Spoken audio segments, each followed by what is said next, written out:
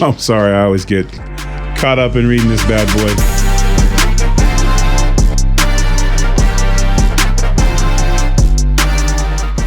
Well, speaking of caught up, I'm excited today because I'm going to catch up with one of my truly talented cohorts on the Gutfeld Show. He's a regular guest on the Gutfeld Show. Extremely funny guy, and he's a huge wrestling fan. And I guarantee you that he's going to use this entire podcast to try to milk me questions about wrestling, no matter what we talk about. So let's just see how, if we're going to have a wrestling, now you think, am I having a professional wrestler on today? No, I'm not. I'm having a professional comedian on. The hilarious Jeff Dye, but he is a diehard wrestling fan. So I think he's going to use this interview, hangout time, to want to talk about wrestling. So let's see how this goes. It's going to be hilarious.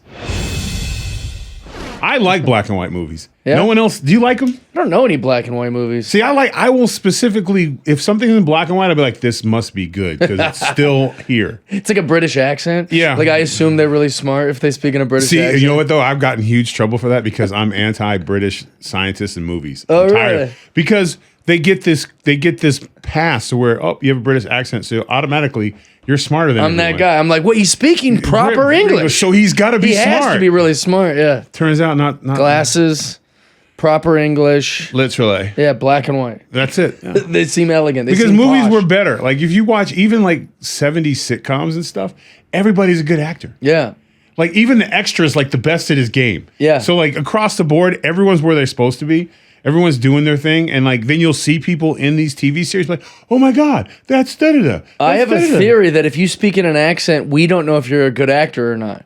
So it's like if they're speaking in an Australian accent or a British, as long as it's English, we go, I think they're a good actor. Like we can't sniff out. Like if you're speaking, like if you're an American, I can tell if you're a bad actor or not. Right, but in English, well, you know what blows your mind is like when the guy is such a good American accent in movies. Oh yeah. And then when you meet him, you're like, how'd this happen? Yeah, it's like Phil Collins. You go, yeah. I met Phil Collins in Madison Square Garden. I was getting ready to come out for a match, and his wife was a fan of the Funkasaurus and the Funkadactyls. Nice. And we all took a picture, and he was just kind of off in the corner, and his wife Phil Collins' wife liked the Funkadactyls. Yeah. That's just a great sentence. Isn't it? Like you're in Madison Square Garden. I'm assuming she's a grown woman. I'm named after Phil Collins' wife. No, but that's amazing. She was tall. I remember she was tall. I was like, wow, she's taller than him. Not Phil Collins' kids. No. It was his Phil wife. Collins' like teenage son. Nope. That would have been better. We took the pictures and stuff, and she made a joke, and I just heard this little voice go, isn't it? And I was like, it's amazing. Like, holy, that's Phil Collins. And he kind of had like a look like, oh, he's your favorite wrestler, isn't he? And I was just like, oh. It's really funny. Let's, well, besides accents, actually, no, broken English, which is different than an accent. Yes. I think ruins things. Like I'm I'm sorry. Wait, how did you say it? I think it ruins things. Ruins? Ruins. How do you say it? Ruins. Okay, so me and my wife have this horrible fight over this all the time. Yeah. This is not. It ends up being like Family Guy because she says you've ruined everything. Yeah, ROO. Yeah, you've ruined it, and I'm like, no, it's ruined.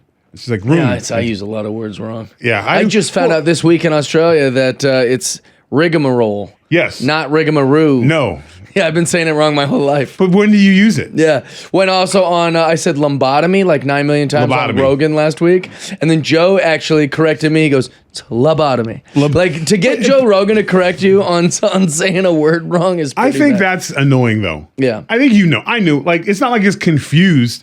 Yeah. I think if you don't say it specifically correct, but there's no other word, there's not misleading. If you said know what lobotomy or lobotomy, I get the jest. You're talking about someone getting their brain scooped out. Yeah, that's all. Yeah, if you know what I'm trying to say. It's not like I was like, wait, are you talking about that or are you referring to a taxation? Well, I think broken English ruins some things, and a great example would be great to talk to you about because it's in pro wrestling.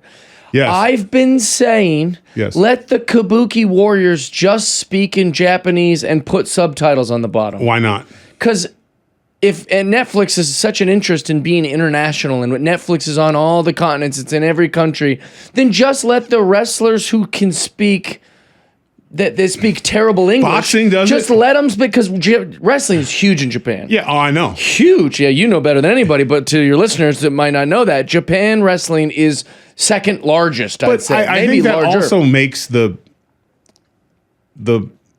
show, the facade. Yeah.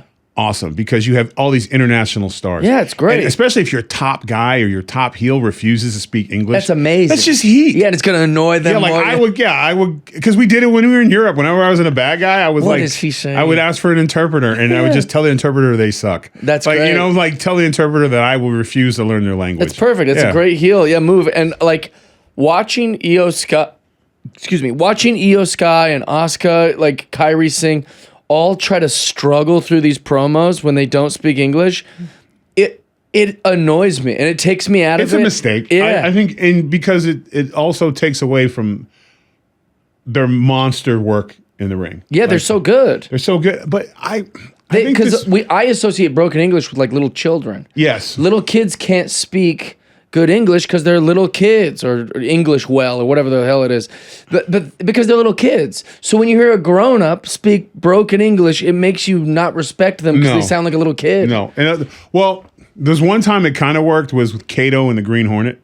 Oh yeah, but he would that's kick you. That's a face, isn't it? Well, that was Bruce Lee. Oh, yeah. And he would kick your ass. A lot of people didn't know that. Like the Green Hornet, the old Bruce Lee's Kato. I didn't know that. Yeah. So like all the badass kicks and stuff, it's all Bruce Lee. That's pretty cool. Yeah. And then he would say like a couple words, but there's a creative way to do things, but I think you should just let people talk, especially now. Well, and also like if you're speaking broken English, which reminds me of a child, which then goes over, is if you then I think of you as like a likable little kid, like if you're a face, right? So like Tozawa, like Eugene, like Eugene was, lovable. Yeah, and that makes you like him more, but almost in a childish way. But whatever. Yeah. I just think that broken English is not a good look on wrestling. How was it? Because you just went to Australia. Yeah. And you've done stand-up everywhere. Yeah. This was your first time in Australia. First time in Australia. It was awesome. Was it? Okay. They'd love you there. I know. I've been there. I love Australia. I love it. I actually have this classic picture of me with a koala. Wait, were you wrestling or were you? I've wrestled. I've been there with the WWE. I've been there for independence. I've been there bodyguarding. So I've been to Australia. I meant they would like your stand-up. Oh, yeah. Of course you've wrestled there, but I'm saying like they're going through a real interesting fatigue. They're going through what America kind of went through like 8 years ago, where it's like they're starting to go, maybe this is annoying. Yeah. Maybe this woke stuff is so like my comedy there was like heroic to them. They were like, thank you for being here. Like and like there's kind of having this new like awakening. Well, because Australians were always blunt. Yeah. They were like, they weren't as blunt as like the Irish, but they were like up there. Like they would just tell you. And then it's funny because the first time I went to Australia, it was a huge like international incident. So a few years back, it's funny how it works out. I was getting ready to go with Snoop to England, and that's when I got a call from John Laurinaitis to go back to go to the WWE. Right. So he was that's like, a good week. You're hanging out with week. Snoop. Yeah. You're working, and then they say, Snoop like, hey, sorry, welcome back to the biggest wrestling company in the world. And no, this was before. So I go for the first time to go try out in McDonough, Georgia, and all that stuff. They go, all shit breaks loose over there. A huge fight breaks out at the airport. So like, and they kept Snoop and the bodyguards there, but then Snoop had a better lawyer than the bodyguards. Bodyguards had the two bodyguards with the issues for like pushing the guy or whatever. They had to stay for like months in England while this trial was getting worked out. So then they basically said that Snoop was banned. He couldn't come back to England. How's that fall on him? So look, thing goes on, wrestling, blah, blah, blah. Then we move to Florida, change, whatever, don't get along. I get fired. Come back, and they're like, hey, literally as I get fired, they're like, hey, we got a trip in 2 weeks to Australia. We're going to do a tour. And in New Zealand. I was like, oh, cool, I'm on. So we get there, and we're getting ready to do the thing, and basically all these government officials were there saying that, like, England is furious that Australia is allowing Snoop to perform in their country. But, like, and I'm talking, and it was a huge tour. It was Ice Cube, Bone Thugs and Harmony. Bone Thugs and Harmony opened up. Ice Cube performed, and then Snoop was the main event. It was a big show. Big tour, absolutely. And it was all going during the Melbourne Cup, so we all went to the Melbourne Cup. Perfect. So it was this huge thing, but the government was like, it was like in the papers, and like it was like international, in like Australia. Well, they just didn't let Candace Owens in. Yep. And then someone said this, so I don't know how real it is. But they were like, we're surprised they let you in the country. And I go, why? And they were like, because it wouldn't take someone that long on customs to just see the things you joke about. Right. And then go, no, just because we don't want to deal with it. I've noticed lately, and I always watch your stuff, it pops up on the feed. You are the nicest comedian ever, even though your shit is punch you, but Yeah. it's a very polite punch you in the mouth. Yeah. Like you you said almost like, here's a pillow, and then, haha, I got you. Yeah. But I noticed that people get really They mad. get fired up, I think man. like you're like their safe place. Like I can yell at this guy. Yeah. Which is for your height, you would think they'd be a little more respectful. I know. But it's just, I think it's the tone. They're like, I appreciate feel you like saying he's- that because I do think that like you're a smart guy. Like I only had to talk to you a few times or be on Gutfeld where I was like, oh, he's really smart. And people go, what do you mean? He's a wrestler. And I go, well, you know stuff. Like Yeah. you're well read, you know things. Like I am a very simple everyday guy. Whenever people go, Jeff, what about And that's Palestine? not a bad thing. It's That's not a bad. I'm compliment. fine with That's it. actually a compliment. And the people go, Jeff, what do you think about Palestine and Israel? And I go, I don't know. I've even tried to learn about it, and I don't know. But I do know a lot about, like, common sense. Yes. You know, so the everyday man, that's where I kind of strive because I'm like, oh, yeah, maybe a guy wearing a dress shouldn't compete against my Yes. 5th grade daughter in you know. So, like, Hot the common take. sense things, I think I'm good at, like, articulating that and putting it into like stand-up comedy, and then people go, what a bigot. You're like, I'm not, I'm just like a regular common Right, yeah. sense If so, guy. you're the nicest bigot ever. Yeah, in Which their is a eyes. problem with being a bigot. Yeah. Like, hey, black guys, you guys having a good day? Yeah, Like that's yeah. it's, no. So That's like, not why how isn't it he being works. more hateful? It'd be Yeah. easier for us to hate him. Yeah. Yeah, I don't mind if you drink out of my fountain if you just wipe it up afterwards. I know, That just, showed those guys. It's okay. I never sit in that chair. But you know, that's one thing I always liked about your stand-up is because and it was the one where the you had black people in your crowd. Thank you for your service. And one got offended over the dumbest thing. And the best part was on the other side was like, I'm black and I'm fine with what he Yes, said. yeah. And I was dying laughing because I was like, he's so likable that they crossed tent lines to defend you. That's Well, and pretty that's cool. the thing too. Is it was interesting in the clip that you're referencing is that like the show was going great. Yeah, I was you're shocked killing it. that anyone was upset, and then for her to be upset, I'm like, what confused you here? And then the whole crowd's looking at her like, what's she confused about? Yeah, everyone was confused about her confusion. yeah, it's like, I think what happened was like you were just shining. You were having it was a great show from top to bottom. Yeah. You're killing it. Everyone's having a good time. And there's always somebody, maybe she got a bad text. Bothered her. Yeah. Something happened. That's why you don't look at your phones during the show. I know. Because then you get a bad text like, you know, hey, he's not coming tonight. Actually, he's at your girl. Whatever the deal was, it was something that happened. Have you ever felt so strongly about seeing somebody perform or to where you need to interrupt them in the middle of the performance? Never happened. No. I've never, and I've seen some things. Yeah. I've seen some shows. I've seen somebody that was singing the national anthem so terribly that it hurt. It hurt, physically hurt, and I was 10 feet away, and I wanted to say, just hum it. Like just, you know, like you want to help him out. it's not rockets went Blair of bombs searching in the air. I'm like,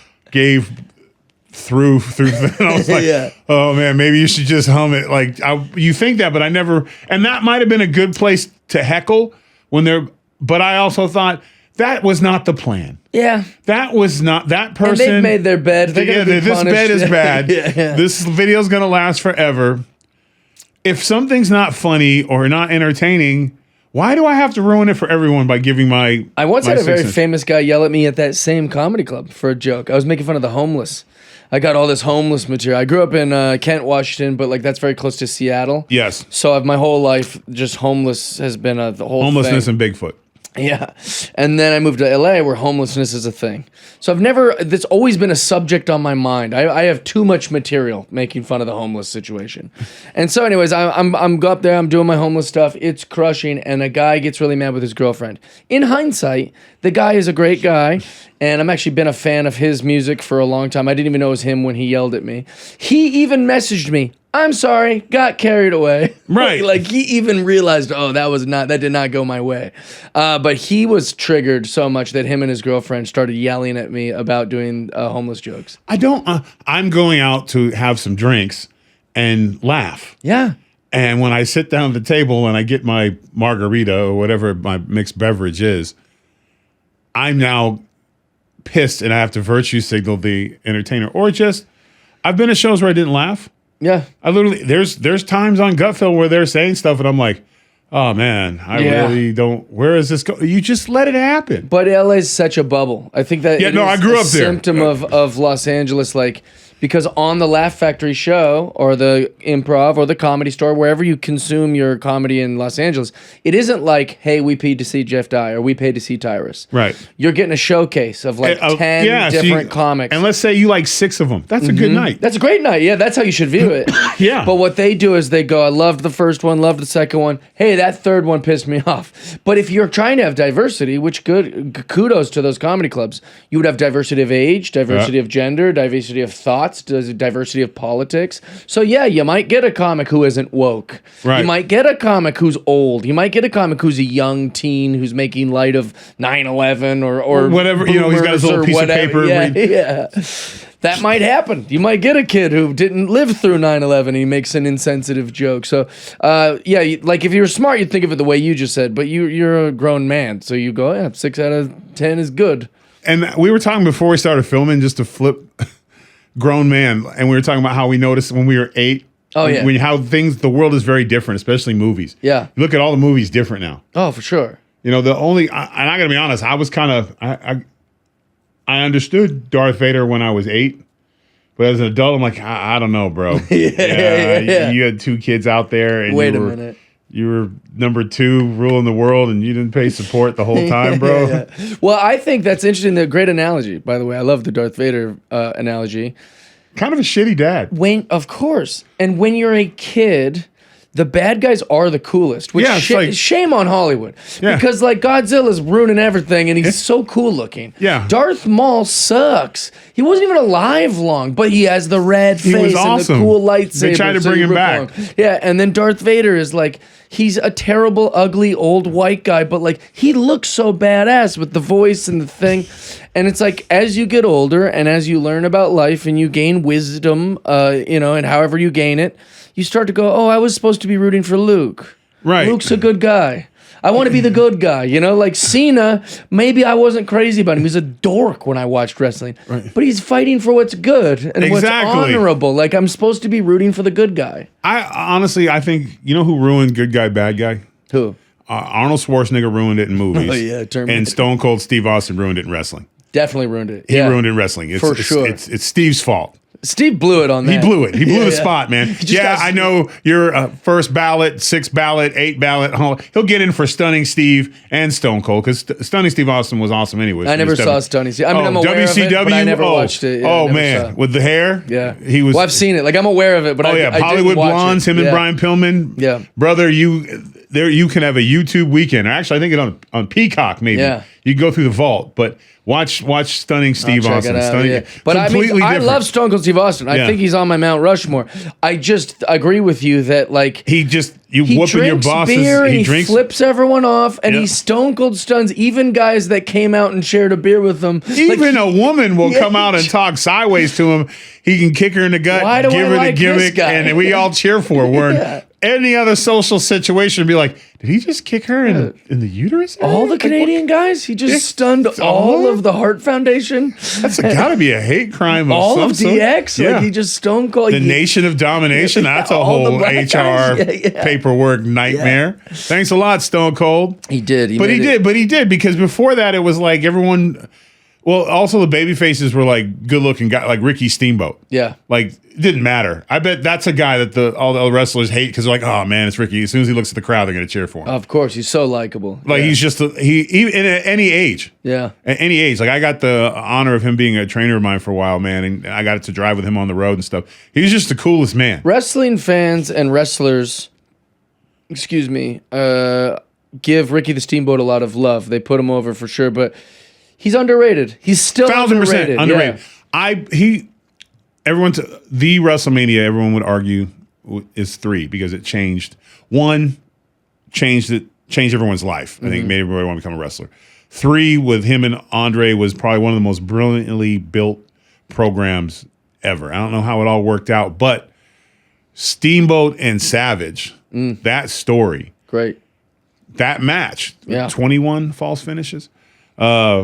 That's for pin attempts. That means those guys were working. Yeah. And it was a complete and Hogan and Andre was built around one thing. Can Hogan get his ass up? Yep. Or slam? That was the whole passing of the torch. Yeah. And will he slam Andre? So you have 2 very different match types, but Steamboat was, if you go back and you listen to those crowds, you listen to the Hogan crowd, Steamboat was getting there. Yeah. And I would argue Macho Man was over too. He was, they loved to hate him. Yeah. You know, because they should have booed him. He was like the worst boyfriend ever. Yeah. But like Steamboat was just, the ladies loved him. The kids wanted to be him. So likable. And he's jacked. He was like, shredded. He could work. Handsome. Yeah, he was really good. Polite. Super underrated. Never cussed. He didn't do things like brag about having a Rolex watch and limousines and jet flying. He just showed up. He even brought his family to work. Yeah. He was the best. Yeah, Steamboat was the best. And he could go. Yeah. If you look at his stuff, him and Don Morocco had a crazy feud. If you, I don't know that. Oh, brother, you got to go back in the vault. Man. I'd love to. Well, like it's funny because everyone my age goes, I grew up in the Attitude Era. Yeah. I grew up, and it's like sort of. We loved the Attitude Era because we were teenagers and we are like, they're saying suck it. Oh my gosh, he's drinking beer and stuff. So like, yes, we are products of the Attitude Era. But what made me fall in love with wrestling was whatever that era was before it. Oh yeah, like that's what made me fall in love with it. When it was a clown and a cop and a Yoink and all that. But see, because all those guys were veterans. All those guys were top guys from all over the country. So the WWF, they had the best of the best. When he was going through, he basically was a strainer, those things, and he just took everybody from top to bottom. Like we'll look back and you'll be like, oh, Ronnie Garvin and Greg the Hammer Valentine are having a feud, and they're like the second match on the card. Well, when I was if you put them in Georgia, they'd sell out 20,000 people to come see those guys fight. Yeah. So that's why that era, because there was no bad match. Well, that's why my age is perfect for wrestling, in my opinion, because when it was kind of silly, like the Sergeant Manator. Slaughter versus Big Boss Man, which is a sergeant versus a cop, or an Indian Tatanka versus a clown, which is Doink. When it was this very over the top kind of like you could just look at the screen and see what the people were, I was a kid, so I loved that. And then as I became a teen, it kind of branded towards teens. Yeah, and they got smart. Yeah, and this stuff. And then as I became like closer to age 18. We were becoming aware of ECW and blood and tax, and like that's what I really wanted. So it perfectly kind of grew up with me. Wrestling did, and my age group, and so that's why I love. You're very passionate about wrestling, and usually when people are passionate, there's usually an attempt to maybe, but your comedy too. How did you go from, because you're a diehard, obviously you watched a lot of TV and stuff. Were you always a funny kid? Were you always was there something that you always just kind of?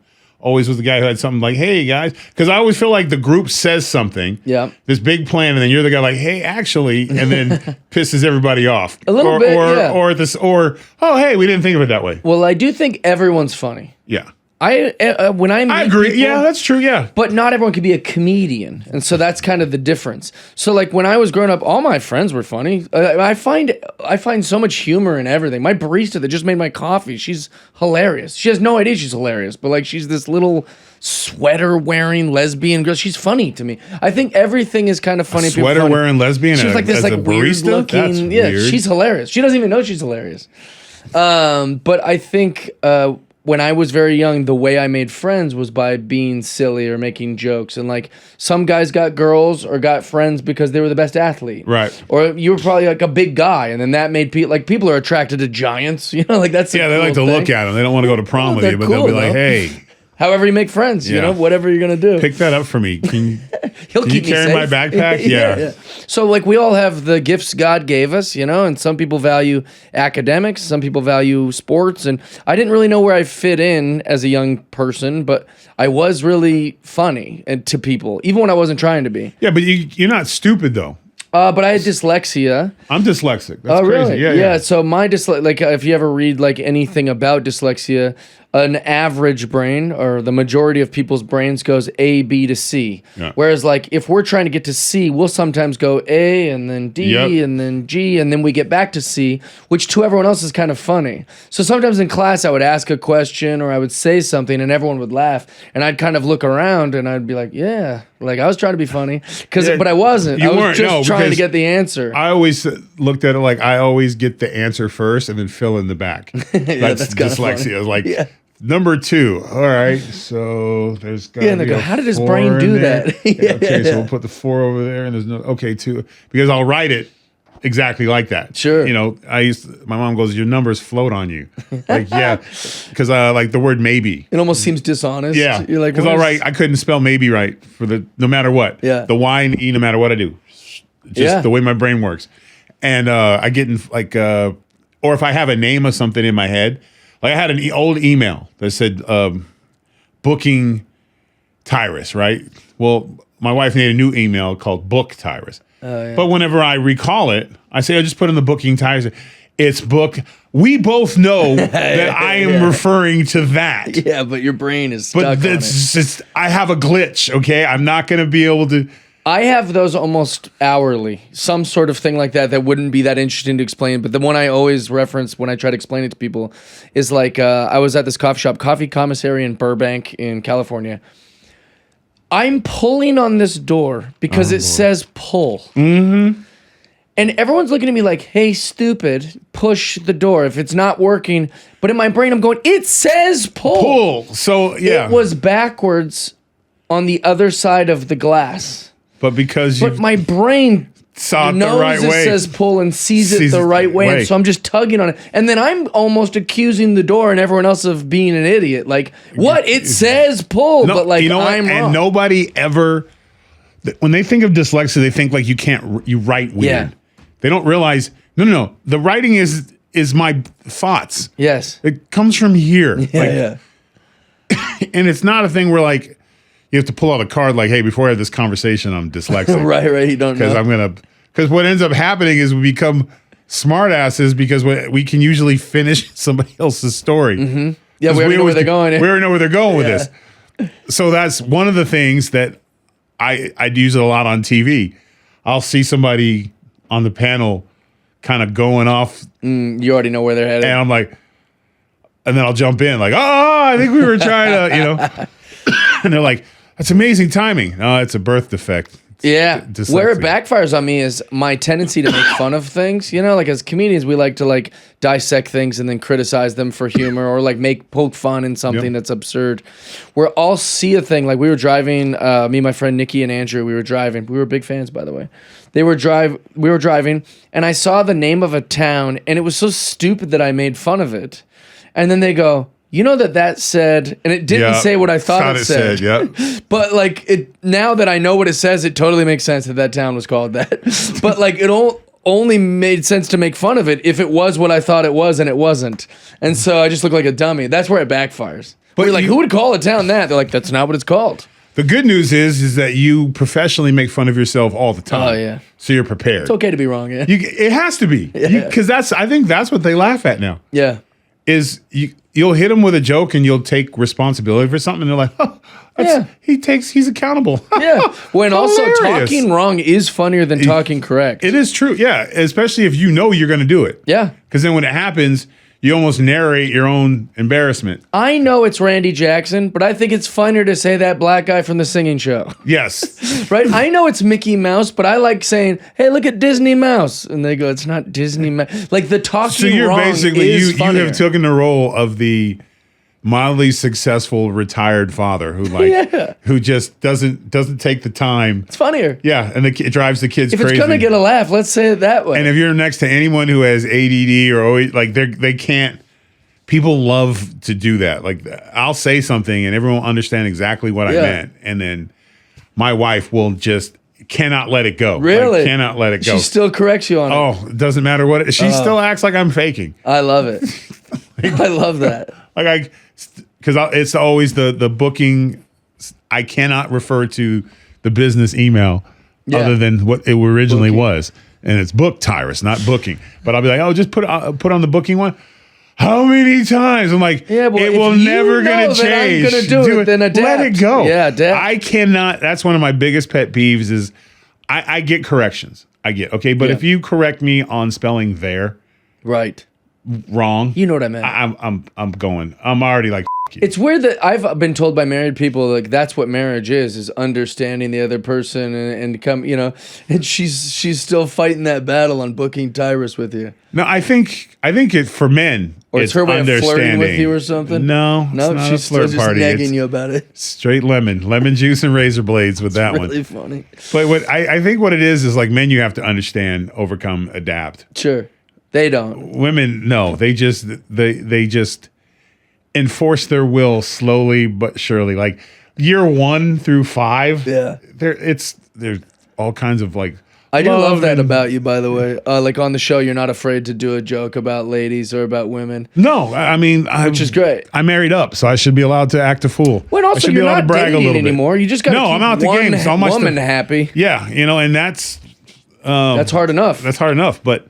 I'm still in the dating world. They're like, "Aren't you that guy that trashes women?" I'm like, "Yeah, but it's always funny, and it's I agree with it." I think you can make jokes as long as you're consistent. I'm always the butt of my jokes. I've never won an argument in my household. Yeah. So no matter where I go, even if I'm on stage and I'm talking about my wife, it still ends up where I'm the butt of the joke. Because I said I had a little bit of a health scare, and everyone's like, "Oh no, what's wrong?" I said, "No, my wife threatened me." Like it's just things like because that's how it works. I'll say something clever at home. Be really proud of myself. Like, that ought to change the course of this argument. And then it's like, she'll just segue off it and be like, everyone says you lost weight. I don't. And you're like, oh, come on, man. Like that. Great. No, I'm winning this argument on hay bales. Like, you will not change the venue. My excuse for my comedy is like, I'm only guilty of treating women as equals. Yeah. Like, you were all fine when I was talking like about men like this. Or like, they'll say, oh, don't make fun of gay people. Like, why? I get to make fun of everyone but not gay people? Like, I'm treating them like equals. I would be offended if I was at a club, and let's just say this is the most diverse club ever. There's a guy a handicapped guy in a wheelchair. There's every race of people, every sexual orientations in a row. And the comedian went through and made fun of everything. Yeah. And then when it came to, and then, all right, that's my show. I'll be like, hey, man, you didn't make a joke about me. I don't make jokes about black people. Like, I'll be like, wait, what? Coward. What? Everyone else was fine? Yeah. But no. Yeah, I don't want any trouble, that's bro. Cowardly. That's what I think. Everyone should get it. I grew up, and once I got into I think we worked, I forget how it happened, but man, there was some weird trade at school. Mm-hmm. Where I traded like a giant. I had the G.I. Joe battleship, and I was aging out. I was becoming too cool publicly to play with action figures publicly. It's a big toy too. Yeah, so I had to hide it down. Because when you start playing sports, some of your buddies a little more mature. They don't play with action figures anymore. But like I had my G.I. Joes with my guys and all my other stuff, my wrestling, and so I was like, I had to get rid of some of my big stuff. Yeah. So if the boys came by, my friends came over, they would be like, "Why do you still have the G.I. Joe battleship what's with the cruiser?" Toys? Yeah. And we weren't smart. That's going to be worth money one day, bro. Right. Like we didn't think like that then. As a man, now I'm like, now bro, you're buying it back that's off eBay. Yeah, that's a lot of what this stuff is. I remember it was a kid before. Okay, we used to call him Dirty Socks, right? We used to pick on this kid named Jamie on our school bus, right? Because he had dirty socks. And his name's Jamie. That's not good for that Jamie, era. Dirty Socks Jamie. Can't have a girl's name back then. No. And he was, we would tease him like, yo, and he wasn't a very good athlete at all. He was horrible. Like we needed an extra body for basketball, so he just had to stand there. He was the guy like you dribbled around or you go to dunk on because Jamie Jamie did have a hidden talent. He lived on the other side where he went to church. He sang in the churches on the weekends. Oh, nice. He ended up being in that group All for One. Oh, there you go. So when it debuted and stuff, we were all at the. Dirty Socks was on He TV? didn't say shit to us like the whole summer. But where you been for basketball, man? Because in the summertime we all met at of course, like every day. Funny. And he was like, "I'm busy. I'm in a band." And we're like, "Yeah, you're in a band. Yeah, you're in a band." Like, and then I remember Johnny was like, "What band are you gonna sing? What's the band called? Dirty Socks?" Because he always had dirt rings on his socks. He's like, "No, it's called All for One." And we're like, that name's stupid. Like, just because played basketball games, whatever. We're all sitting. I think it all happened spontaneously, like because everyone watched the same thing. Sure. All of a sudden, All for One comes on. He's got sunglasses and a solo, and they're all singing. We were just.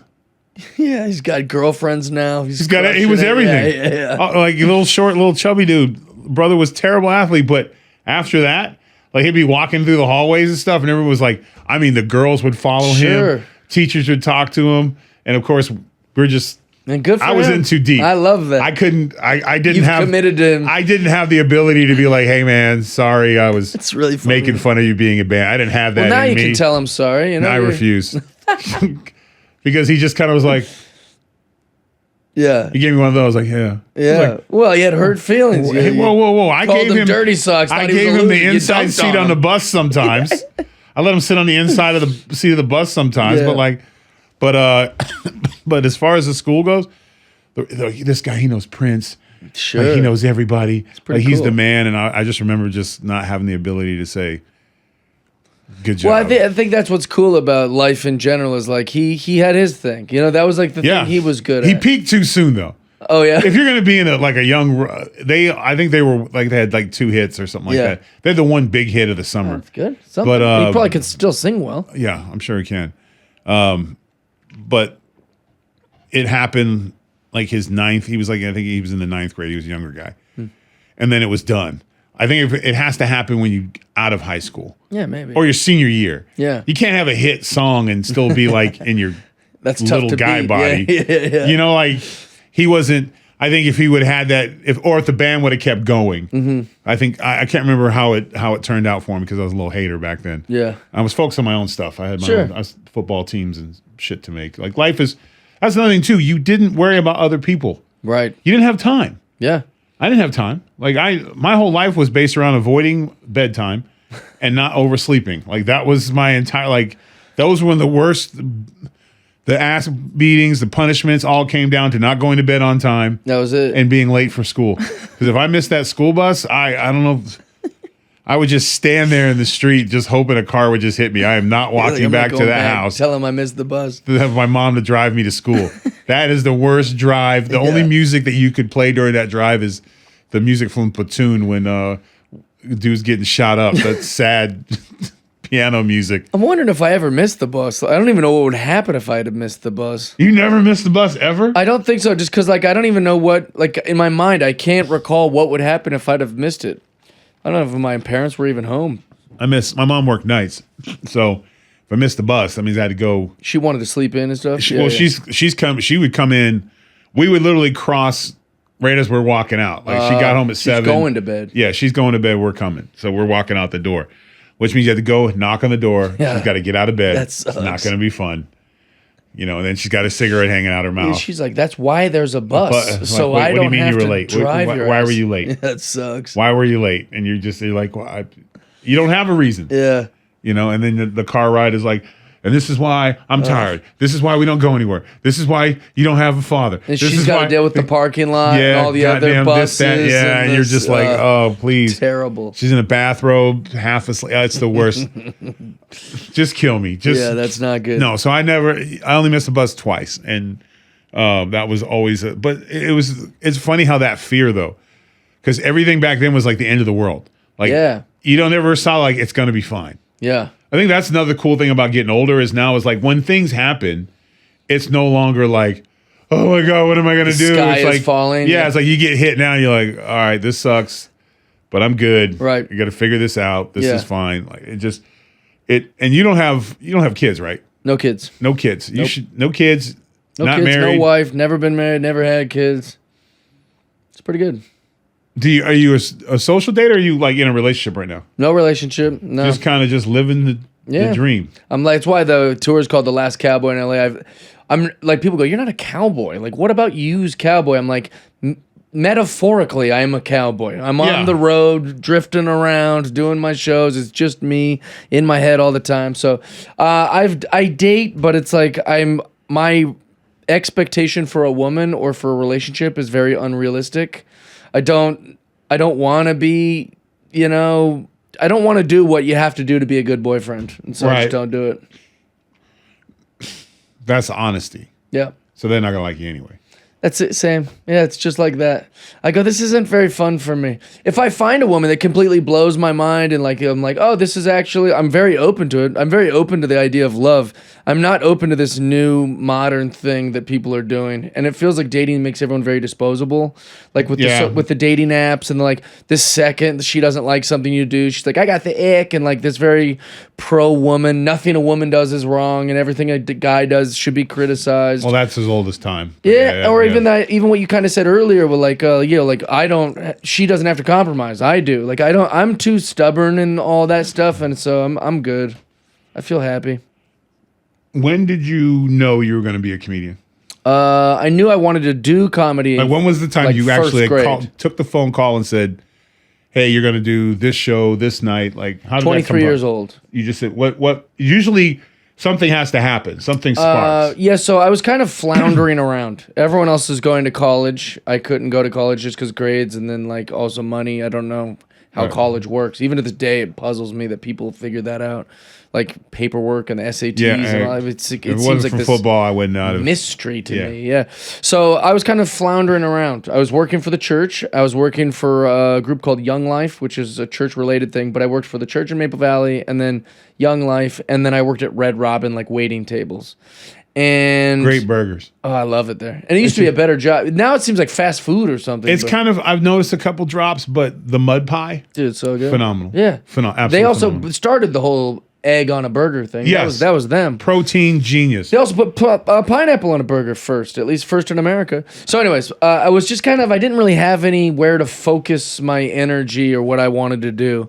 And there was a guy named Ronnie Wilson who worked also with the church. And he said, hey man, what are you doing? And I go, what do you mean? He goes, you're likable, you know, you're fun, you everyone enjoys you, blah, blah, blah. But like you're not really pursuing anything. You don't go to college.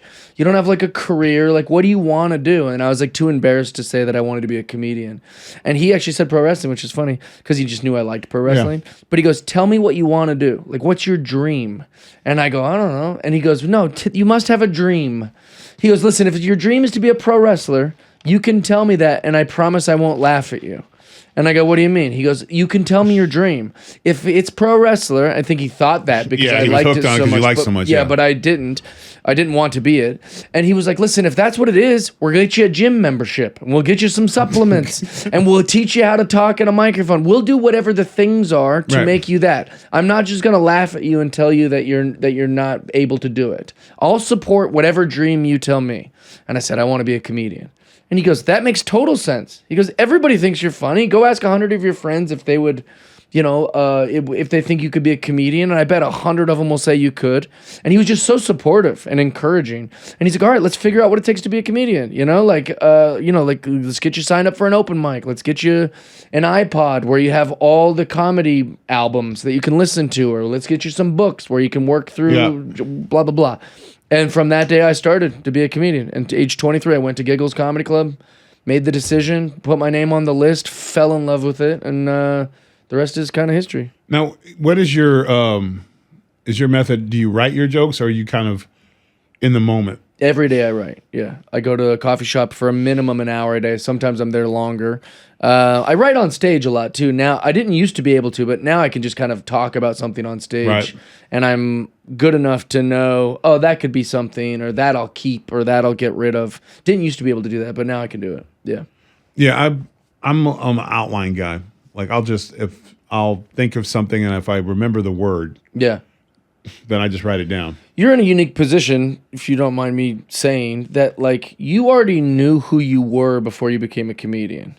So like you know your point of view, you know who you are. You've got kids, you've got a wife, you had this great career in wrestling, you have a great career now as a personality. Just being a personality suggests you know who you are.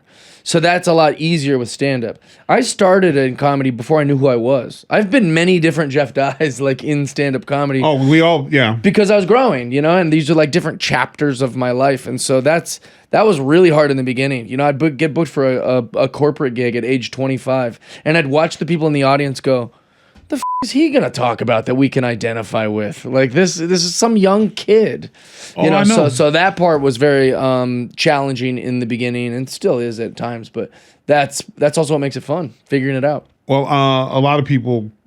So when I was in junior high, I got put in a drama class because I was getting a lot of fights and stuff. They thought maybe I could learn to express, get some stuff. And I had a drama teacher named Mr. Rivera. Well, I'd always make jokes and stuff. So then we had the talent show, and he said, why don't you do a stand-up? Nice. So the talent show. And I was like, just go, because he used to make me, go to the class, go to the front of the class, tell jokes. Like, I'm just spontaneous. Like, and it would happen. And then I got really hooked into Shakespeare. He got me hooked into Shakespeare. And so. It's pretty sophisticated for being that young as well. I was you're in the California, so that was what, ninth grade? Yeah, it was ninth grade. Eighth grade. It's really young. And we ended up doing Shakespeare festivals and all this stuff. And but I remember when I won the Shakespeare festival, and he was like, See, tough guys can. It was Taming of the Shrew. great, Yeah, yeah. It was the Thusby or whatever the hell.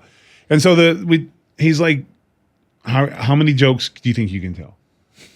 Because anybody can be funny once. Like, how many jokes can you tell? And I was like, he's like, could you tell 10 minutes worth of jokes? And I was like, I think so. And then he was like, well, I want you to write down your stuff. And it was real sophisticated, like the concern over A1 sauce at the table. My brother liked to drink A1 sauce out of, he'd just drink it. He'd take a drink of it. And it was disgusting. And we had a family over and they went to grab it and I yelled, don't, he backwashed. And they're what, A1 sauce? And so I wrote these jokes. I wrote my jokes. And of course it's ninth grade boy humor. So it's all beating up your brother.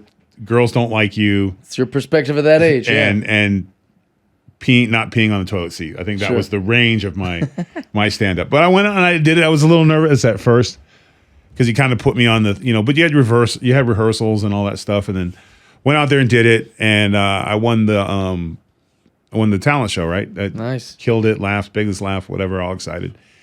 And then it was like all these acting like school academies in California were like, you can go to this one, you go to this one, you go to this one. And I remember the bill to like go to the school was like, mother was like, yeah, you're gonna have to stick with football, kid. Yeah. Like, I'm not paying for these acting schools or these comedian schools. And like, oh, you have a good chance for this. And the school really pushed for me to do that, but they were just like he's 6. At the time, I think I was like 6'5", and they were just like, yeah, I think sports is probably because it was just too expensive. And then I remember someone said to me, plus you're too big. Comedians aren't supposed to be big, tall guys. It's supposed to be little guys. I hate when people like say no one's stuff gonna like laugh at you. So like dumb. so this is a bad idea. So I got away from it, but it was always there. It always came out like I just always would make crack jokes and talk shit with my buddies in the locker room. Yeah. That's where I kind of perfected But you my mixed craft. acting, your acting Oh, yeah. ability, your Been fired a lot. Shakespearean, like memorizing Shakespeare. That's not If you can easy memorize to do. Shakespeare, you can memorize And you anything. mixed your humor with your body type for wrestling. That's Yep. what those 4 things are. Like that's Yeah. all wrestling is. and all wrestling is Shakespeare storytelling. And I hate when so like there's some wrestlers that are very bitter who will like shoot on other wrestlers and Yeah, they'll there's say a lot things of that they'll say like name 4 good matches that wrestler had. And my pushback is always like I don't give a shit about matches, if I'm honest. Maybe people that like technical wrestling or people that like that kind of stuff, that's what they watch wrestling for, and that's good for them. But I remember characters, and I remember mic work, and I remember stories.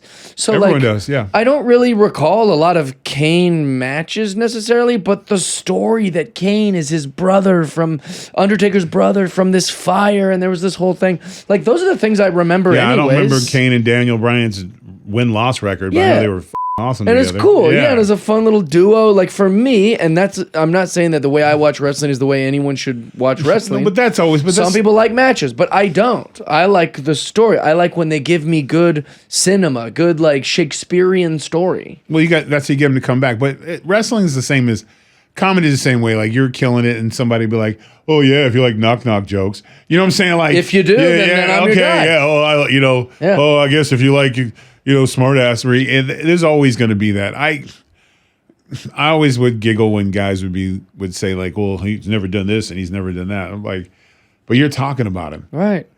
Like if and it's always comes from a place of bitterness. That's why it's hard to talk to wrestlers about wrestling, because like I'll like a guy or hate a guy, and you know that guy. Yeah. That's the difference. You never certain people Like you're able to, like you might have had some friendship with them, or you might have Yeah. had you knew someone that they betrayed, whereas like I'm just watching it like a show. you're enjoying the show. I just like the guy, and then you go, not you necessarily, but Yeah, like, in general, a wrestler would be like, well, he did this to this company, and I go, man, I don't care. You don't want the backdrop story. Oh, he's not a locker room guy. I go, I'm not in the locker room. Yeah. Yeah. Can you imagine that as you're dating a woman, and also somebody just comes. Just so you know, her last 2 relationships, she left early, and I don't care. yeah, she's not a big gift giver, and Yeah. she's definitely going to use sex as control. Just trying to let you know that's what you got going on. Just letting you know. Some people said, wrestling, that happens a lot where guys they forget the whole point. And that's why I never say anything negative about the sport, because there's so many people that want to talk shit about wrestlers, their careers, or with actors or comedians. Like, Yeah. it's just such in season. Like, when you watch, even like ESPN, these guys talk about the guys in the NBA like they ain't shit. I'm like, bro, you have a job based off his physical. If the league goes away, you're gone. Yeah, and Stephen A. Smith used to call for people's jobs. I don't know if he does it anymore, but he'd be like, he should be fired. I'm like, dude, that's a guy's job. Like, please don't say that anymore. The announcers are like, and they realize that the 12th man, or I think the roster's up to 15 now. Yeah. But the bottom 5 guys would destroy anybody else in a basketball game. Everybody there is a world-class athlete. 100%. What gives you the right to sit in your chair and be like, this guy is I don't know why they're paying. He shouldn't be allowed in the league. Yeah, like, what is this? What? I know.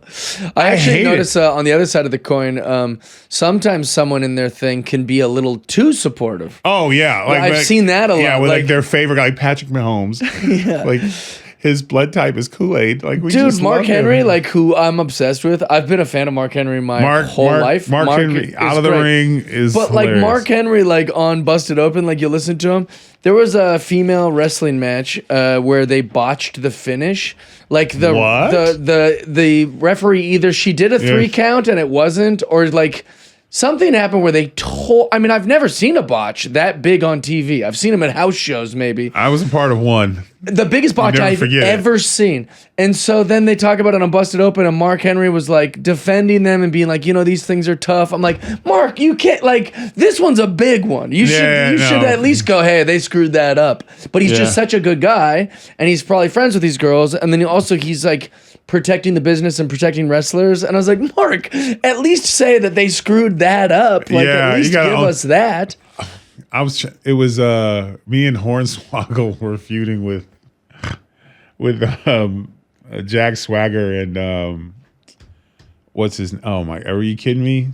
Oh, I've been talking about him for like. It's already some random name. Jack Swagger, Hornswoggle, and no, Tyrus. It was Vicky Guerrero. Kind of Vicky Guerrero was the manager. Dolph, I'm tripping. Dolph Ziggler. Okay, I love Dolph Ziggler. Don't suplex me, brother. That's another inside joke. But and we're on Monday Night Raw, and I make the tag to Swoggle, and Swoggle comes in, and Dolph. You couldn't have a bad match with Hornswoggle against This is a great duo. Yes, me and Hornswoggle versus Jack Swagger and Dolph with Vicky on the outside, and the Funky Doctors are down there, and everything's going great. Like, you cannot have a bad match with Dolph Ziggler if you try. Like, if I went out in the curtain and was like, I don't care what happens tonight, this match will suck. He just won't let it happen. He's just. And Swagger, Jack Swagger doesn't get enough credit, man. That dude can get heat anywhere. Like, you put him in any arena, anywhere. He says one thing, he's just one of those guys where the crowd it was so much fun to work with him on house shows, because I'd be like, we already got him, we haven't done anything yet. Love it. So everything's going great. Boom, boom, boom, getting close to the finish. So Hornswoggle screaming for a tag. Tags in Hornswoggle and Dolph shoots him off and goes to give him a boot, right? And Dolph is magical with his kicks. Swoggle stopped a good 2 feet before the kick. Yeah. Now, to be fair, he had just recently had a match with Drew McIntyre on SmackDown, so Swoggle was a little gunshot. Yeah. Drew's snug. Yeah. In a fun way. But if you're, you're only 3 feet tall, it's probably not going to be. You notice a little more than a 6'8" guy noticing it. So Hoggle just stopped 2 feet before Dolph. And Dolph. And I was on the apron, and I just remember seeing the distance between them, and I felt like the whole world stopped. Yeah. And I just went, huh. And looked back on the Tron and saw the distance. And then I was like, I had enough time with my bread. So even the cameraman screwed it up. They had the side shot. There was nowhere to go. And then the worst part was, I'm like, and then he bumped. And it was like, you could just hear the waiting echo through the audience, like, pin dropped. And I just went, oh, man. And then there was, Dolph just kind of had a look on his face like, you son of a bitch. Like, why'd you bump? And so he picked him up, and then we had to go in the finish. And then when he makes the tag echoes through the building because the whole crowd's like this. Yeah, now they're out of it. It's done. It's done. Yeah. And then and then it's like clothesline, like and like Swag just pinned me. Let's get the hell out of here. Yeah. Boom. 1, 2, 3. We get out. We go up to the thing, and of course, boss is pissed. Vince is pissed, and the spots are coming through the thing, and I remember. Dolph and I are standing there, and Swoggle's like, this guy just walked off. I was like, the it was him. These guys just left us hanging. But man, and then the next day, of course, it was everywhere, sure. and it was all over. And it was so bad that they were like, killed the whole gimmick. So really? Like that we were done after that, pretty much. Sucks. But I just remember the social media was like going in on it. Yeah. And I was like, you know what? It happened. These things do happen. That's another part of it. Is that we're not gonna have perfect things. That's how we all know what it is. Right. That's all it is. Yeah. So but those botches, like they can end careers because it's not like, here's the worst part is, and this is not throwing shade at anybody. Most wrestlers are shot through a cannon to get to TV. So they don't necessarily have it in their memory bag of ways to fix things on the fly. So if everything you do is put together in the back, when something goes wrong, and always something will go wrong. Right. Now, if you're in there with a 10-year vet who's been there, but for a lot of the young guys, a lot of times it's not like that. You get, and then something happens, you have to be able to be like, oh, when this happens, I can just hook this here and I can turn this around here, not like, because you'll see them panic and be like, do it again, do it again. Never do it again, ever. Doesn't go right. Leave it. Grab a hold. Pretend it didn't happen. If it's that important, we'll go back to it in another way. But I was going to ask that. If you accidentally hit a guy a little too stiff, or if like you poke him, or like you have to buy him food. Your boot drags across and accidentally ends up like kind of actually hurting him a little or something. Do you just go, we'll talk about this backstage? I'll give him my sorry backstage. You don't immediately go, oh, sorry about, like you can't. It depends how close you are with the guy in the ring. Yeah. Because it's usually your buddy you hit the worst. Yeah. Because it's your that's buddy. interesting, yeah. Oh, yeah. You're like, I remember Sandow, Damien, and I gave him a body blow, and I wasn't really paying it. I just kind of threw it. And normally he doesn't step into anything, but he just kind of the way and I could hear the air. And he's like, hold on. He's like, oh, you son of a... Yeah, something like that. I was wondering about that. And I was because like... I've seen it so many times where you're like, ooh, that's not what he meant. He got him in the neck when he was trying to hit him in the whatever. And I see them kind of talking, but I think they're just talking about the match still. Or it's just like, or if you got your bell rung. Me and Trevor, and the first time we wrestled together and for the NWA championship, at the time, I was using the Goozle finish. So would make sense if my hand was hurt. It'd be harder to do the finish. Sure. So I put him up on the pole and I said, I'm going to throw it. But see, I throw the jab like you're supposed to throw a jab. Not some big hanging hook looks terrible. So you throw it, and I pull back. You over-exaggerate the pullback to give your buddy time to know it's coming. But once you let it go, you gotta let it go. Yeah. Because it's, especially if it's his duck moment. I can't, because if I throw it and I pull up, it's me fluffing the pole. Sure. Then I can get shit in the back like, oh, Tyrus didn't want to hurt his hand. You know what I'm saying? Or someone like, he's just doing that because Trevor's over tonight. You don't want to give him anything. So I pull back and throw it, and Trevor was just like, hey. And I was like, this is coming. And it's just kink. Yeah. Just, I pulled up a little bit once I realized that he's not moving, but I had to, and he just slid down the pole. And he was like, oh, brother, I need a minute, brother. And I was like, are you not, but then I knew he's not going anywhere. Sure. I just punched him in the thing. I got time to look at the crowd and talk trash to him. Not leave him, because I want the crowd to think he's still in danger. And then throw his ass up in the ring. And, so... And then you buy in, and he's still selling. So hey, put a hold on. Like, we good? Yeah. Are we seeing clouds, or am I champ tonight? And then he'll immediately, if you say that to him, if the guy's going over and he gets a little bugged up, you're like, should I just pin you? No, I'm good. Yeah, I'm good, bro. I'm good. No, it's me. I'm up still. That's great. So you do talk. The worst thing is if you don't. If you hit a guy and you're just acting like normal. That's when you get in the back and the guy's like, "Can I talk to you?" Here's a great comparison of what you just said of the closest I can relate to that because I'm not a pro wrestler. I did the roast of WrestleMania with Tony Hinchcliffe in Vegas this year. So it was like a lot of wrestlers roasting. Tony Hinchcliffe roasting, who's the greatest roaster of all time, in my opinion.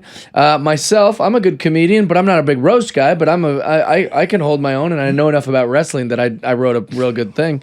So I went out and did very well, and then there was other comics, and there was other wrestlers, and then Paul Heyman comes out. The greatest man to ever hold a microphone, in my opinion, as far as, dude, he's so good. Paulie Dangerously. Absolutely incredible. Well, he comes out and roasts us. He roasted me real hard. He doesn't even know who I am, but he saw on the monitors backstage me doing really well. Oh, he knew everybody that was there. So that's what the thing is. He watches me do well, and he goes, "All right, then I'm going to attack this guy." Yeah, he's going to go after the top guy. So he definitely That's went a compliment. hard on me, and then he didn't go as hard on the wrestlers because he's like, I work with these guys and I respect these guys. So he picked me and went really hard on me. It was awesome, and I loved it. And I'm a good sport, and I also know what a roast is. So go ahead. Yeah, right. Imagine that you went to a roast, and I got offended. It's a roast. So they said offensive things to me at a roast, and you think you know a guy. He held nothing back, and it was brilliant, and it was genius, and I'm already a huge fan of Paul, so like it was an honor. But then afterwards, he just spiked the microphone and left.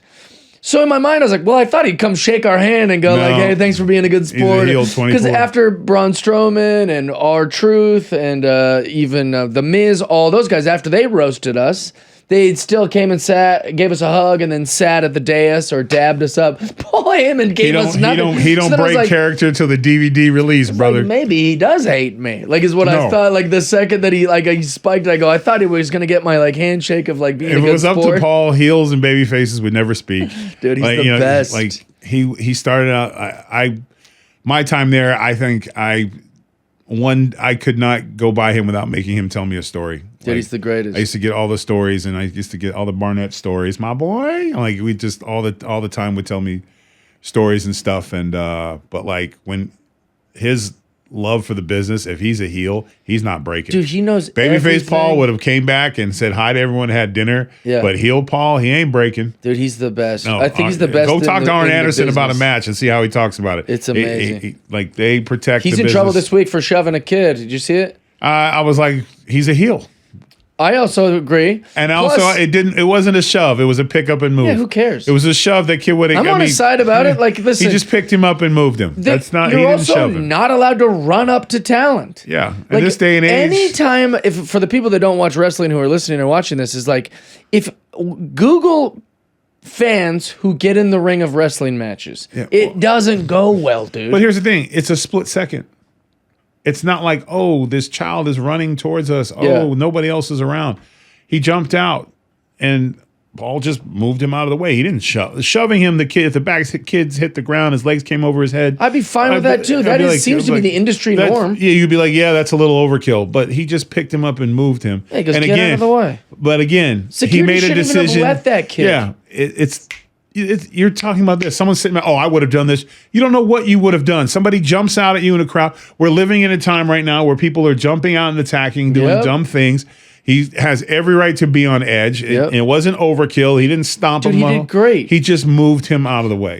What happens every time a fan runs on the field? A streaker or they get smoked by security. Same within wrestling. If you jump in the wrestling ring, sometimes the referee will beat the shit out of you, and go stiff. Like they're actually hurting the person. This is a teenager who ran by security or was able to wiggle by security. And Paul Heyman, who's a heel, who's committed to kayfabe, or not kayfabe, committed to whatever it's called, not kayfabe. Right? You were right. He was committed to kayfabe. He was committed to kayfabe. He just gets him out of the way. Get out of my way, kid. I'm Paul Heyman. And I can't believe even one person doesn't understand that. But that's the world we live in. People look for things to be outraged. It's crazy. They look for angry. They come full circle. The lady just decided she didn't like you that day. People just look for things to get offended by because they're really not that offended. Life's not that bad. Yeah. So to have that much time and energy to write books and pages about anything. Yeah. Listen, should you shove a teenager? No, right. You shouldn't. Should you shove someone who jumps out at you in a giant crowd? Through security? Yeah, you should. you There's should, it's context. And I hate that word because it's like one of those words I hate. Context, to your point, that phrase. To your point. That to me is a fancy Yeah. Yeah, wasting time. You just to your point. We didn't need it. Yeah, just to your point. I don't have anything to say. That's like when you say it is what it is. Yeah. We know. Yeah. It is. Yeah, what do you mean it is what it is? We're living could have said nothing.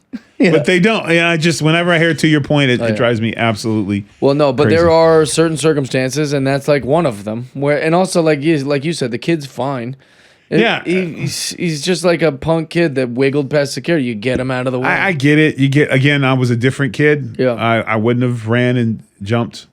Yeah, you would. I wouldn't have been that close anyway. My mother wouldn't have been paying for those tickets. She'd be like, it's on the TV. Be thankful. Right. We have TV. But and I would go in the backyard and make my own events anyway. Maybe this will help, Paul. Maybe this will be just a big thing. Maybe it'll just actually like it's just, like I said, if he would have like a kid was heckling him and he pie faced him in this day and age, it's a problem and you shouldn't touch the fans or whatever. But he had a step to make a decision whether this person who jumped out at him to determine it was a child, it was a short adult. You don't know. Yeah. So, and I thought he handled it within reason. Yeah. Also, a fun story about wrestlers staying in character. So, like, I'm friends with the Guns, Austin Gunn, who's Billy Gunn's son, and Colton. They're this great tag team in AEW, and I got tickets to go see AEW through Wardlow. And I'm sitting in the front, and I for whatever reason didn't text all my wrestling friends that I'm coming to the thing. Oh, you bastard! But so then when they saw that I was down there, they're like, "Oh man, Jeff's here," and they start messing with me in character, as they should. and they're bad guys. Yeah. And I'm so dumb in the moment that I forgot about. So I was like, "Why are they being weird?" Like I was like, "It's Jeff." And they're looking at me like, yeah, stupid, we're in character. And so I'm trying to get them to Too Sweet, which they won't do. They're not that. They're the Guns. And so I'm in my mind and go, it's Jeff. And they're like, yeah, we know. Like, it was just such a brain fart in my point in the moment. And then like afterwards, I was like, oh yeah, I forgot. I should know above anybody. I've watched wrestling my whole life. I liked when they were feuding with the Sesame Squad. Oh, yeah. I had went to one of Matt Cardona. He had an indie show, and him and Myers were doing something, and it was like not that far. And they're like, "Hey, I'm trying to remember their real name because I don't want to call them the Sesame Squad. What are they called? They broke up, right? I missed, but they were so good, so over. Yeah. And I remember I went to the thing, and the brother was standing there, and he was like, "Hey, man, this is Tyrus," and he went to shake my hand. He was like, "Hey," and then when he went to shake my hand, I was like. Sesame Daddy. And I was like, hey, good. Hey, anytime the young guys got something good and going, we should all be all for it. Yeah, it's great. Yeah. It's a good group of guys. Good tag teams, young tag teams. It's like well, they have the best entrance, the Guns. They're doing this like cool ass thing where they spit the water. They found like a new way to do like Triple H kind of like water spit, but he does it like with the guns. Like, but everything is from somewhere else. Sure, I didn't mean they're ripping it off. No, it's not ripping off anymore. Like I'm still waiting. When last night I was right before I got on the bike, I watched a lot of old stuff, and I was watching Orndorff and Paul Orndorff, Mr. Wonderful, and Big John Studd at Madison Square Garden. And I was like, when is a wrestler going to call himself Big Stud again? Like, Stud is a great wrestling name. Yeah. We had it was Big John Studd, then there was the Diamond Stud. Yeah. Scott Hall, rest his soul. But I'm like, that was always a heat that would get you heat. Yeah. A man with especially nowadays, the toxic masculinity that would incur. I would love it. Yeah, it'd be great. And coming out with Stud. Like it is good. It's a great wrestling. I do think they are stealing too many things in wrestling though. Like as far as like there was a time where we had 2 Harley Quinns after the movie Harley Quinn. Like Liv Morgan and Alexa Bliss were doing Harley Quinn. Yeah, everyone was doing Harley Quinn. I'm like, why we don't need we know what you're ripping off or tributing or cosplaying or whatever you want to call it, but 2 of you are doing it at the same time? Or like, I'm trying to think of a good example. Like when Triple H started doing Shao Kahn from Armageddon or from Mortal Kombat. Yeah. It was a little too on the nose. Exactly. You got to I do know that we used to be able to, depending on who the toy company was. Yeah. Because for a while I was having all kinds of He-Man stuff made, but it was like subliminal. Beast Man. Like I was taking all the bad guy characters. Yeah. And the character stuff, and I was putting like whatever DC character they were working with that we were allowed to. I had the inside because my toy did so well, so I would always be like, hey, what's coming out? That'd be you cool. know, because then I would do my gear accordingly. You know, Kofi was big on that. Kofi was like doing Joker stuff and like, but he was doing it like as a new toy would come out or whatever, he would have the gear. So I get that, but then it gets to a point where you're like, you still got to make it yours a little bit. You though. should, yeah. That's how I see it. You got to make. You can't just say, hey, I'm Bane. You know what I'm saying? Because I had a Bane gear. They do stuff like that. Yeah, but it's like, no, you're not Bane. Drives me crazy. Yeah, like I can't think of recently there was something that happened. I don't know if it was music. I also know like when Marvel Endgames came, everyone their mom had a glove. All of a sudden, everyone was Thanos. Well, there was one guy who just did Sub-Zero, just straight up that's. Was it Mustafa or whatever? No. And you're thinking of Glacier? Yeah, Glacier. But there was a guy after that, Mustafa, who was like in the... yes. He was in the cruiserweight division, for a lack of better term.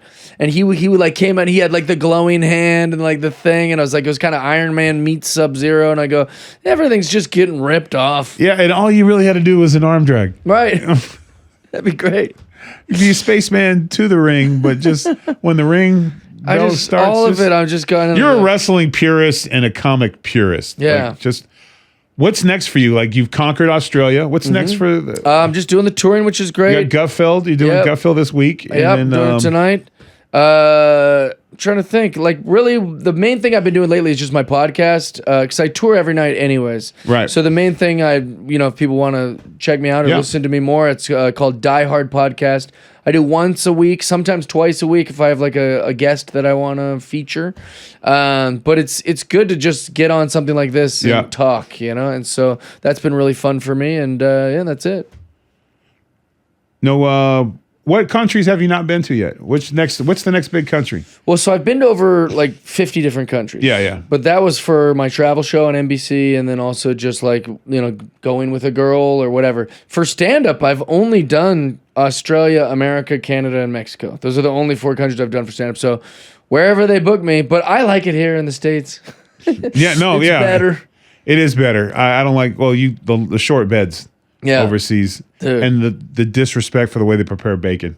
Oh, that's interesting. Yeah, it's not real crispy. No, it's hard to get crispy bacon anywhere but the good old US of A. Earlier when I said that you would do good in Australia because what they're kind of going through. Also, they'd love you because they love Gutfeld there. Yeah, I didn't know Australians are watching Gutfeld, and they're like, you don't have to change anything. They know everything you do. They love Gutfeld, and I go, that's interesting. Yep, they do.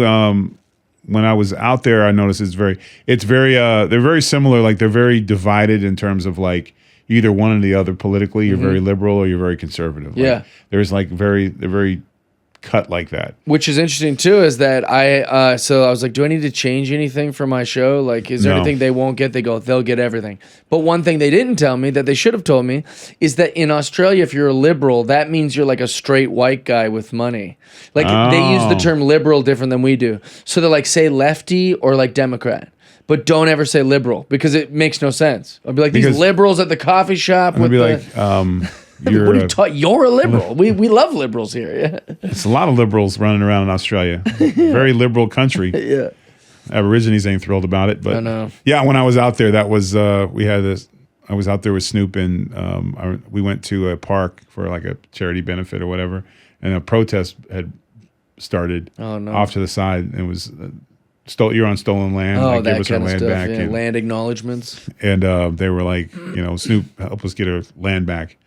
And the guy was like, he's going to help us, right? And I just I'm bodyguard. I'm just standing there. Yes. And he was an old guy, and he kept asking, and I kept asking, and he was like, brother, please, man, brother, he's going to help us, right? And I was like, as soon as we get in the car, I will let him know your plight and see what we can do. That's if nice. we drive off, he said no. That's really funny. We drove off. I was just like, But also, what's he supposed to do? That's my whole thing. I said in the car, I said, hey, do you want to say anything to, and he was just like, what what can we do? Right. Like, we're guests here. Let's say I give them $50 million. How does that fix the situation? Well, yeah, that's the American way. You give me $50 million and I'll doesn't change it. Pay myself and some family members to form a committee to discuss the possibilities of actually fixing that. And then, of course, we have to have another committee to oversight that committee, and that's when my lobbyists. It would change nothing. Oh, we ran out of money because by the time we got all the committees and got everybody paid for the, it's all a coup. It is a coup, isn't it? It feels like it. Yeah. Well, this was fun. Yeah, thanks for having me, man. No, it was cool, man. I always forget. No, there's wrestling fans and there's wrestling like scientists. You are definitely a wrestling scientist. Well, that's nice. Yeah, I like try to defend the parts purist. of wrestling that I like. Yeah. Because you just watch it. Yeah. For what it is. I'm a fan. And enjoy it. Have a good time. Don't come back and dissect it. I constantly remind myself if I start to not like a person, I'm like, Jeff, you're taking it too serious. Yeah. Because I can get ticky-tacky, and then I coach myself. Like, what are we doing? Yeah, I watched War Games with my son and his cousins this weekend. What'd you think? And it was good. Yeah, it was good. And when they Only were all 4 yelling, matches. That was kind of fun. Yeah, they were pissed about Cena. Oh yeah. Yeah, they were pissed. Oh, they were pissed. And I was just watching them and I was like letting them just act it out. Yeah. You know, like the ref was like, come on, ref. And you know what? And I was like, you know what? This is not my place. Like, I used to be this guy. I'm not taking this away from them. Yeah, that's great. And I was like, yeah, that was bullshit, man. Cena could have kicked out. I love it. If he really wanted it, he could have kicked out. And they're like, or that his plan. I was like, you never know with Cena. He's tricky, man. That's great. And then one was like, did you ever wrestle Cena? Yep, one time. Kicked his ass, never wanted a rematch, so I'm good. And that's true. So, yeah, but that's great. What a fun thing for them. But it was nice to see them just be like actually, guys, it's fake and he's retiring next. Like they were just like they were in it. They were in it because then they're like, now he can't retire. Yeah, he can't leave. Yeah, what's gonna happen? Let Dom tell everyone he beat him. Like, you're wrong, Dad. He's coming back. He's not retiring. And I was like, this breaking of kayfabe stuff is maybe the worst thing that could have ever happened to wrestling. Internet killed wrestling. Yeah. Because not killed it. It just lowered the level of it's not Santa Claus and wrestling and magicians. Yeah. And Bigfoot probably got it worse with the social media. I think that's the group that have suffered the most. Well, it's like you want the wrestlers to do well. Like I want wrestlers to have families and get paid and do all this stuff. And so how do you get paid in modern times? You have a podcast, or you do appearances, or you do autograph signings, or you become these celebrities. The problem with that, though, is you can't be in kayfabe for that whole thing. Nope. So it's inevitably killed itself. And they go, oh, Unreal on Netflix ruined kayfabe. It's like, no, it was already ruined. Yeah, it's no these different. wrestlers tweeting all day, or posting videos of what they eat, or going on Logan Paul's thing. So it's like kayfabe was already squashed. Yeah, no, they were like, it's open. And if you want these wrestlers to make money and be stars, then you kind of have to just enjoy the show. You know your favorite Handmaid's Tale. They're not really getting their fingers cut off. Exactly. But I also want there to be more secrets in wrestling. Yeah. Whereas I don't need that to see that a wrestler is going to the arena on Twitter. Yeah. I want if it's going to be a big surprise, I don't want to see that Zack Ryder's I'm on the way to the performance center and I'm going, I want to just that would have been great to hear your music and just get excited. Just pop, yeah. Well, maybe, I don't know, maybe when AI will fix it or something. Yeah, maybe maybe it'll be optimistic. Maybe after Armageddon when all the wires and everything's down and we return, wrestling will be there. That'd be great. We just hitting towns, doing carnivals. Wrestling and comedy are like roaches. You can't kill them. You can't kill them. Yeah. No, you can't. And you can't kill us. So again, man, thanks. And thanks for having me. Yep. Get loose. Get ready for some good old-fashioned gut fill tonight. Thank you.